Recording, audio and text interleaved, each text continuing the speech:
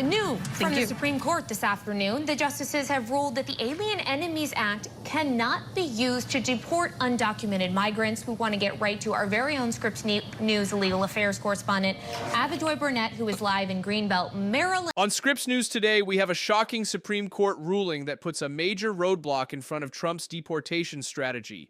With the justices declaring the Alien Enemies Act cannot be used to expel undocumented migrants, the stakes couldn't be higher. Let's break this down together. And so, Avijoy, we weren't really expecting this Supreme Court decision this afternoon. So what have you learned in looking at their opinion?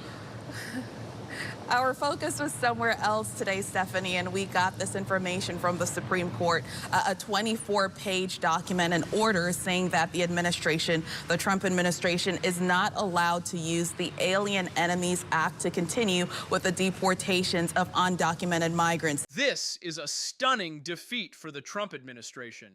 They thought they could bypass due process to target vulnerable migrants, but the Supreme Court just slammed the door shut. It's a powerful reminder of how the law can stand against government overreach. This story surfaced in mid-March after we saw those planes with undocumented migrants that left the United States for El Salvador, more than 200 people. And this started a flurry of legal actions not only in Washington, D.C., but in other states where there were several groups that sued because they believe some of those undocumented migrants on those planes did not have what we call due process. They did not have an opportunity to stand before a judge and prove that they should not have been deported.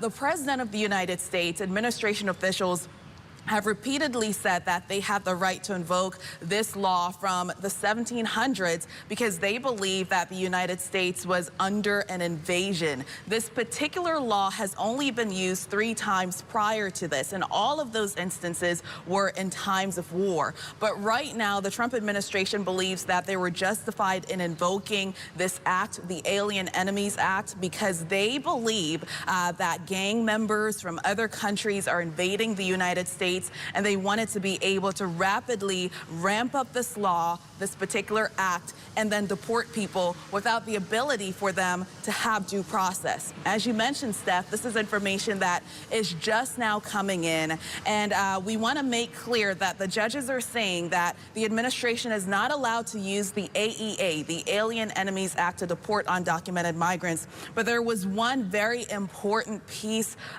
of a statement that was said in this document. They said the government may remove the named plaintiffs or putative class members under other lawful authorities. So if the administration believes that they have enough information against someone to be able to use other laws to deport them, the Supreme Court is making it very clear that they are able to continue to do so, but they do not, according to the U.S. Supreme Court, have the authority, the right to use this law from the 1700s, the late 1700s, to deport undocumented migrants. The Trump administration's attempt to use an antiquated law for modern politics has backfired. This ruling reveals the lengths to which power can be manipulated, but it also shows us that the judiciary can act as a crucial check against such abuses. This is a major loss for the Trump administration. This isn't just a court decision, it's a wake-up call. The justices are signaling that even in times of political chaos, the rule of law prevails. This ruling challenges the narrative of an invasion and highlights the importance of due process for all individuals, regardless of their status.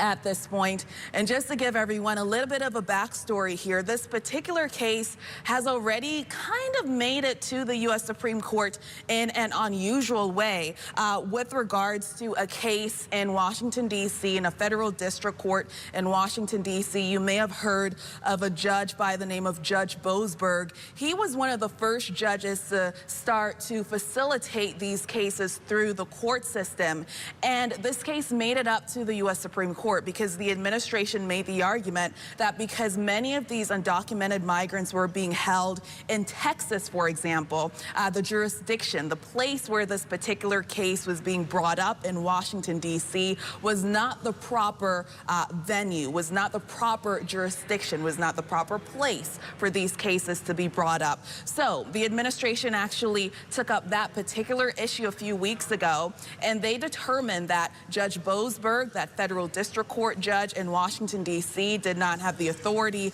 to oversee those cases. So then what we saw were splinters of these cases going to other jurisdictions where people were being held. In Texas, for example, there was also a case in New York. And now the judges had to come back. The justices had to come back to this issue of the lawfulness of the administration using this particular act to deport undocumented migrants. And now we have this breaking news on a Friday afternoon. The Supreme Court saying that they do not have the authority, the administration does not have the authority to use this particular law in this way. The Supreme Court's decision today sheds light on the ongoing battle over immigration and the use of power in America. It's crucial to recognize how systemic manipulation plays out in these legal battles.